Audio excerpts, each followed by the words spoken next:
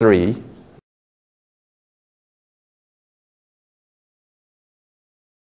Okay, this is rule number which? 3.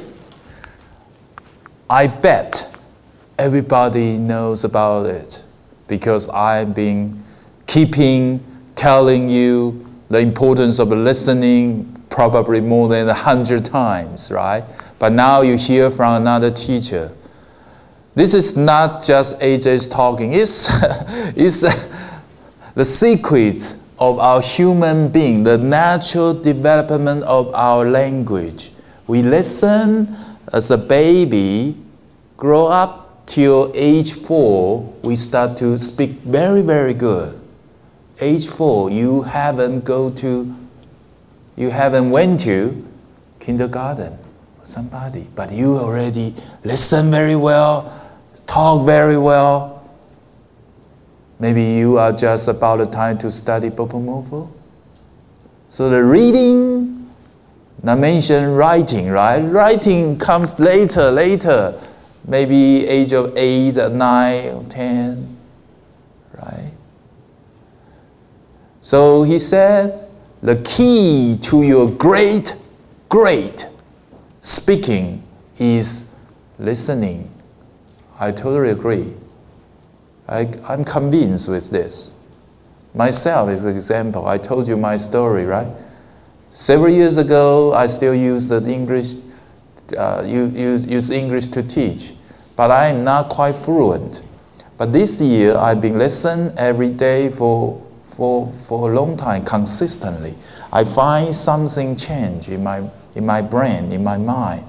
I now can more confident, fluent to express the things, but I'm not perfect. But the things have been changed a lot. Okay, so what made the change? Did I study grammar more? No. Over the past 5 years, I never go back to look at any grammar. Never. I have a lot of grammar books. When I was a PhD student, I need a grammar book to polish my writing. But now I never, because most of the time I'm teaching, I'm speaking.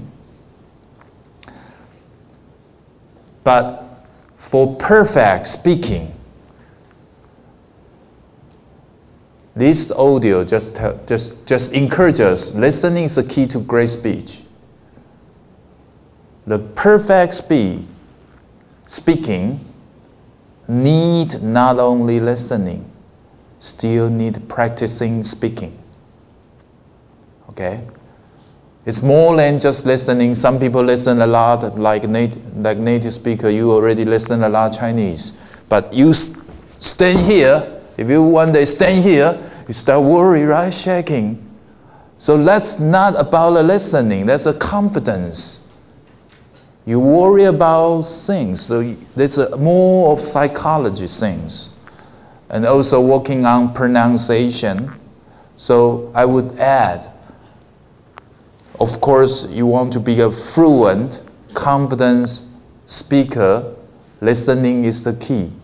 But if you want more, you have to invest the time practicing the speaking. That's true. But 80% of your fluency definitely is from listening. Okay? You know how important. A lot of people come to me, say, oh, I want to improve speaking, I want to improve listening. And then I ask them, do you listen a lot? No. No. And do you know listening very, very key to speaking? They know. They know. Okay? Oh, I don't have time. Really? You don't have time?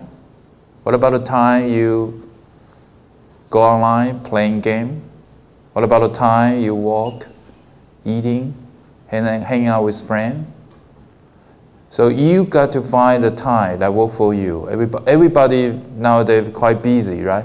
But for me, the best time, the prime time is morning, from 7:50 to 9 o'clock, just right before I came here. That's the best time of my listening, okay, and walking.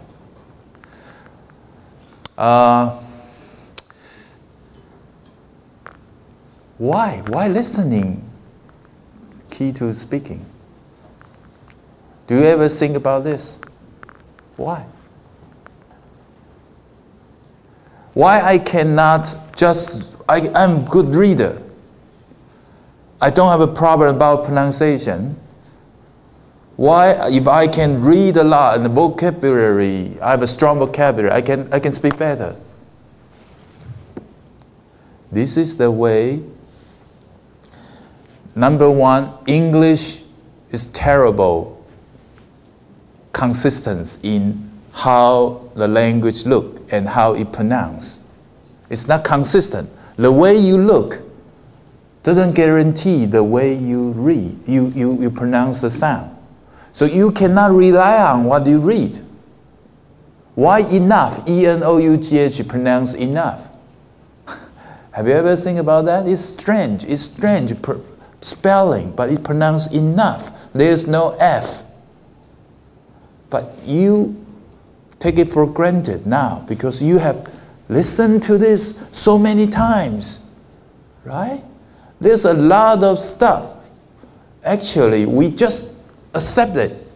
By repeating, listening, you just accept it.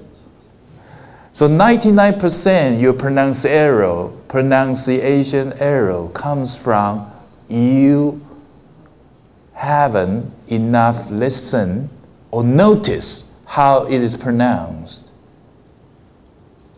Okay? And you think, oh, this word right like this. So you use the logic, the traditional way to analyze which syllable. This word should be pronounced this way. And you try to pronounce, but you got it wrong. You got a wrong way. Another way, the more effective way, just forget the spelling. You just listen how native speakers say the word. Okay? And another important thing, if you just worry about single words pronunciation, it's not a natural way of people speaking. When anyone speaks a language, the language constitutes a group of words. So it's a lot of pronunciation come one after another. A lot of vowel sound, consonant, vowel sound, consonant. You will find that if you pronounce every single word so accurately, actually, it is not the way native speakers say.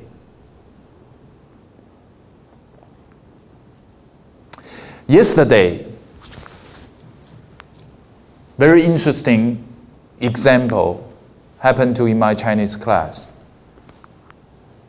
I say, 人生是美好的，人生是美好的. Say to Bill, the person from New York. Huh? And he responded to me, huh? 人生是不好的. I was shocked. Why say 美好? 美? Oh, 我以那美没有.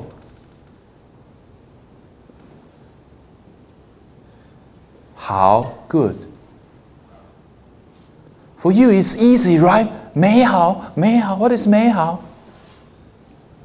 And I noticed my pronunciation is a little bit inaccurate. I should have said, 人生是美好的.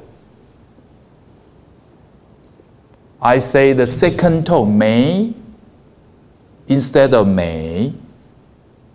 But when I say 美好, everybody, native speaker know 美好 is wonderful.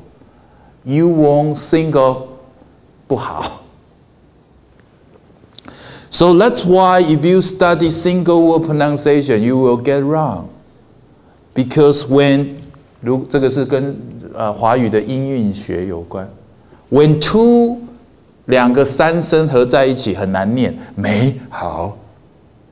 The first third tone will change as a second tone will change 美好 This is a natural way of native speaker speaking. If you can understand this, in English, a lot of this kind